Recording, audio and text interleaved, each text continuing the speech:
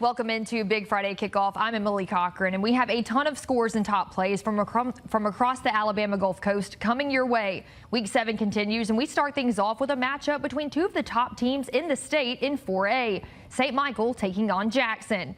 Our Dacian Smith was there for all the action. It's our Eastern Shore Toyota Game of the Week.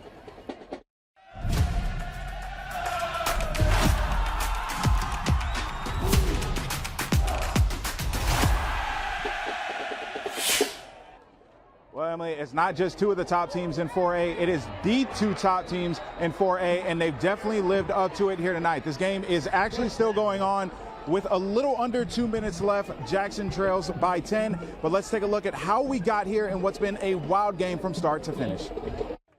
Some big names are out for this high-stakes matchup between Jackson and St. Michael, and we're off to the races early. On their first drive, Noah Moss punches it in from 1 yard out to give the Cardinals a 7-0 lead.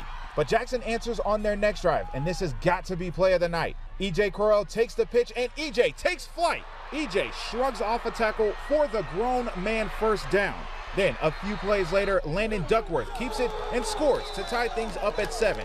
But the tie doesn't last long. St. Michael marches down the field, and Rivers throws a strike in the end zone to Brody Jones to make it a 14-7 game after 1. And the Cardinals add to the lead in the second quarter. Rivers pump fakes and throws it to a wide, and I do mean wide open, Braden Smith for the touchdown to make it a 2-score game.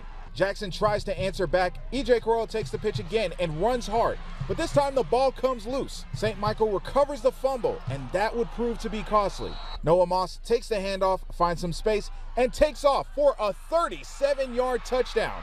The Aggies are absolutely stunned, facing a 3-score deficit midway through the second quarter, but the champs aren't done yet. Duckworth takes a shot deep downfield, and it's hauled in by Isaiah Gladney, who gets it to the 23-yard line for the first down. And then EJ makes up for the fumble with this 23-yard touchdown run to cut into the lead. The Aggies get a stop on defense and go right back to work.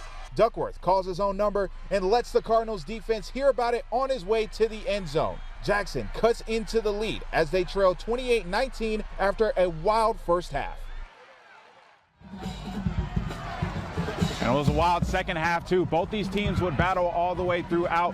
But in the end, this game is going final right now. St. Michael pulls off the win here in Jackson. They win 49-39 over the reigning 4A state champion Jackson Aggies. Now, if you've been following this rivalry, first of all, this was definitely the best game that these two teams have played against each other. But really for St. Michael, it's been about getting over that hump. They've taken steps every year to get closer to where they want to be, even making it to the semifinals last year. But they just haven't been able to beat Jackson while the Aggies have been on this run. That is officially in the past. Phillip Rivers and his team get the win, 49-39 over Jackson. And with this win, they do take sole possession of first place in Class 4A Region 1, so they do control their own destiny as they play out the rest of the season in hopes of their first ever region championship. Emily?